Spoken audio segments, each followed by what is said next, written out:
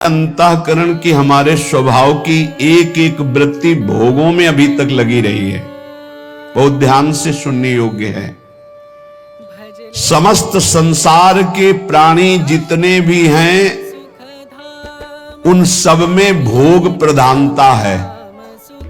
काम से उत्पन्न हुए सबके अंदर काम चेष्टा है, चाहे वो चींटी से लेकर के ब्रह्मा तक कोई न हो। जिन्होंने ब्रह्मबोध या भगवत प्रेम प्राप्त कर लिया वही जीवन मुक्त महात्मा इस फांसी से अलग हैं, नहीं सांप के गले में फांसी पड़ी हुई है काम की। समस्त संसार प्राणी भोग सुख की कामना में लिप्त हैं। सभी वहां जाऊं मुझे आनंद मिल जाएगा। आनंद की प्राप्ति के लिए प्रकृतिजन्य स्थान वस्तु व्यक्ति इनके भोग की आकांक्षा। बहुत ध्यान से समझिए, समस्त प्राणियों की रचना ही ऐसी है कि भोगाकर्षण इतनी जोर का है, देखना, सुनना, चखना, भोगना, स्पर्श करना, यही पूरा चिंतन चलता रहता रात दिन। क्या खाना है, कहां जाना है, क्या देखना है, क्या सुनना है, क्या भोगना है, क्या पाना है, क्या, बस यही चलता रहता है। मनुष्य प्रधान है समस्त योनियों में, क्योंकि बुद्धि काम भोग को लेकर के बुद्धि प्रधान मनुष्य ज्यादा भ्रष्ट हो रहा है। क्योंकि ऊंचे चढ़े हुए को देखा जाता है, जो नीचे गिरा पड़ा है वो तो पड़ा ही है। अन्य योनियां तो मूढ़ता प्रधान है, पर मनुष्य योनि बुद्धि प्रधान है। इसमें विवेक जागृत करके परमात्म तत्व का साक्षात्कार करने की योग्यता है। भोगों की प्रधानता होने के कारण मनुष्य शरीर इतना जहां से दुख प्रकट होता है।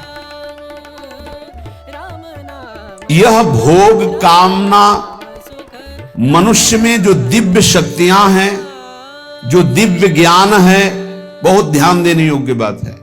मनुष्य में जो दिव्य शक्तियां हैं, दिव्य ज्ञान है, दिव्य आनंद है, उसको ये भोग वासना ढक देती है। तीन प्रकार से ढकती है। जैसे दर्पण में मल जमा हो जाता है, जैसे आग राख और धुएं से ढकी होती है, होती अंदर आग है। जैसे गर्भ से जेर ढका होता है, जेर में ऐसे ऊपर झिल्ली, फिर अंदर ऐसे घृणित पदार्थ उनके अंदर होता है। ऐसे तीन प्रकार के साधकों की बुद्धि काम में ढक जाती है। तन कर रहा हूं, तत्काल वो सावधान हो गया और ज्ञानाग्नि प्रकट हुई, वासना को त्याग करके वो आगे बढ़ गया। दूसरा सत रज मिश्रित। दर्पण सामने है पर चेहरा नहीं दिखाई दे रहा, बोध नहीं हो रहा, क्योंकि मल लगा हुआ है। उसके लिए विशेष सत्संग की आवश्यकता है। जब बार बार सत्संग सुने तब उसको चेतना जागृत होती है, अरे मैं गलत हूं, मैं गलत मार्ग में जा रहा हूं। जे ही ऐसे फेरा गया हाथ, मल हटा से प्रतिबिंब दिखाई देने लगा। ऐसे ही जे ही उसको सत्संग के द्वारा विवेक हुआ, उसने वासना का त्याग किया, शुद्ध ज्ञान जागृत हो गया। तीसरा, जैसे वो जेर में ढका हुआ गर्भ, सत्य क्या है असत्य क्या है बिल्कुल बोध नहीं। इनके लिए बहुत काल सत्संग की जरूरत है। जब बहुकाल करी सत्संगा तभी हो सब संशय भंगा। जब बहुत काल सत्संग होता तब इनको चेतना जागृत होती है, अरे मैं गलत हूं। हृदय पवित्र होता है तब चेतना जा रही, मैं कहां भ्रमित हो रहा हूं। वो काम भोग वासना के कारण अपने ज्ञान को ढका, अपनी शक्तियों को भूला हुआ, अपने आनंद स्वरूप को भूला हुआ। जहां अधिक दुख भोगना है उसी भोगों की तरफ बढ़ता जाता है। काम कलुषित हृदय इस विष को अमृत मानकर खाने के लिए ललचाने लगता है। ये काम तब हटाना मुश्किल बन जाता है जब पवित्र प्रेम का रूप इसे दिया जाता है। पवित्र प्रेम का नाम इस जब भयानक मलिन आचरण काम को दिया जाता है, तब यह हटना मुश्किल हो जाता है। कांच और हीरा देखने में एक जैसा दिखाई नहीं जानता है, पहचान होती एक घन का प्रहार करो कांच चकनाचूर हो जाएगा और हीरा ज्यों का त्यों चमकता हुआ वैसे ही रहेगा। ऐसे ही काम और प्रेम में अंतर है। काम सुख वांछा, जहां प्रतिकूलता आए तो चूर चूर हो जाएगा वो, और प्रेम प्रतिकूलता में निखार आता है। कोई असली प्रेमी ही पहचानता है कि प्रेम किसे कहते हैं और काम किसे कहते हैं। बिरले ही कोई होते हैं जो प्रेम को जानते नहीं तो काम को ही प्रेम मान लेते हैं।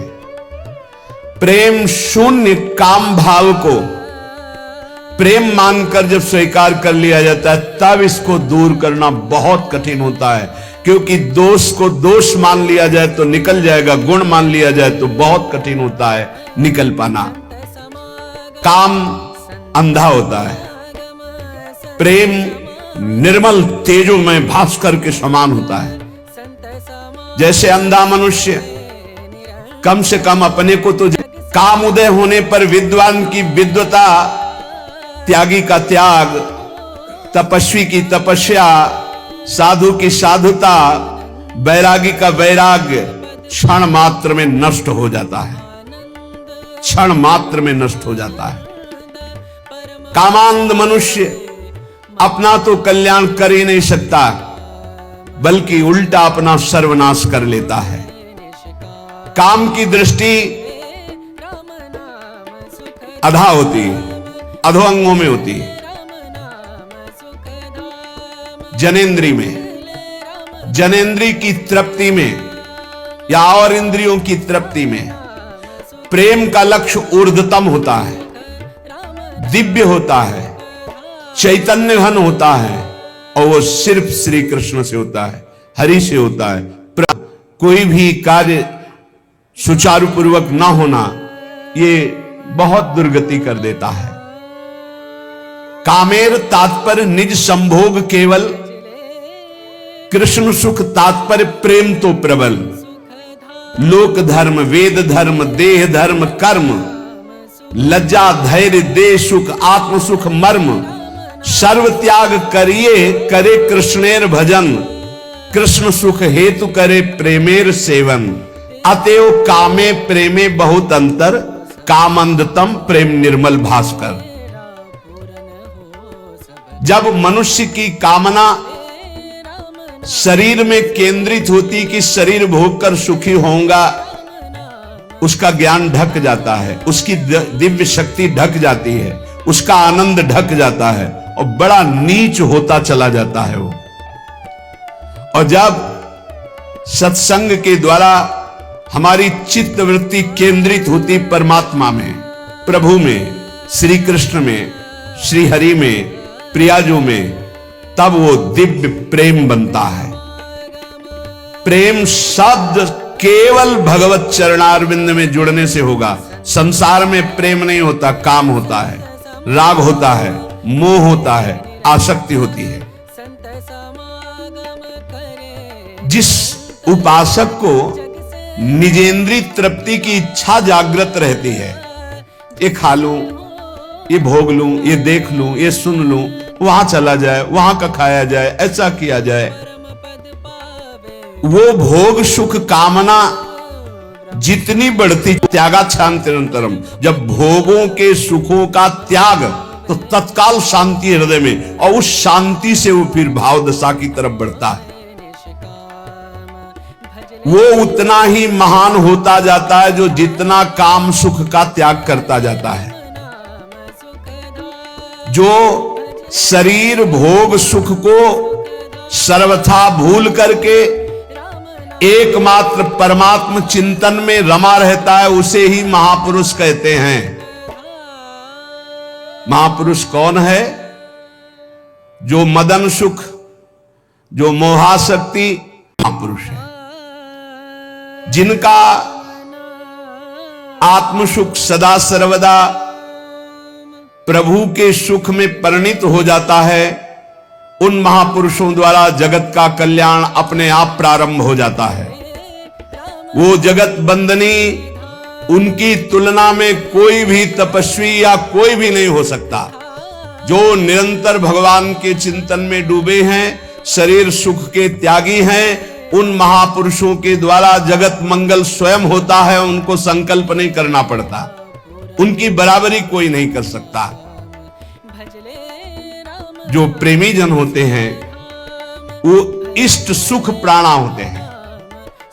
अपने इष्ट के सुख में निमग्न रहने वाले, अपने इष्ट को प्राण समर्पित करने वाले, जैसे भगवान श्री कृष्णचंद्र जो गीता में कहते मदगत प्राणा, मच्चित्ता मदगत प्राणा बोधयंता परस्परम।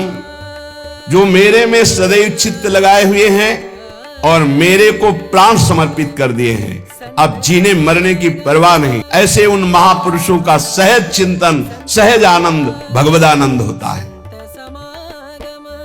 वेद धर्म, देह धर्म, लोक धर्म, लोक की लज्जा, देह सुख, आत्म सुख, परिवार सुख, आर्यपथ, धन के द्वारा प्राप्त सुख, ये सब का त्याग हो जाता है। एकमात्र केवल प्रभु, अपने आराध्य देव, प्रिया प्रीतम, श्यामा श्याम। जब तक उपासक के हृदय में लोक की परवाह है, परलोक की परवाह है, वैदिक सिद्धांतों की परवाह है, भोग मोक्ष की परवाह है, तब तक अभी प्रेम रण क्षेत्र में वो नहीं उतरा। जो प्रेम क्षेत्र में उतरता है, न लाज तीन लोकन की, न वेद को कहो करे, न शंख भूत प्रेत की, न देव जच्छते डरे।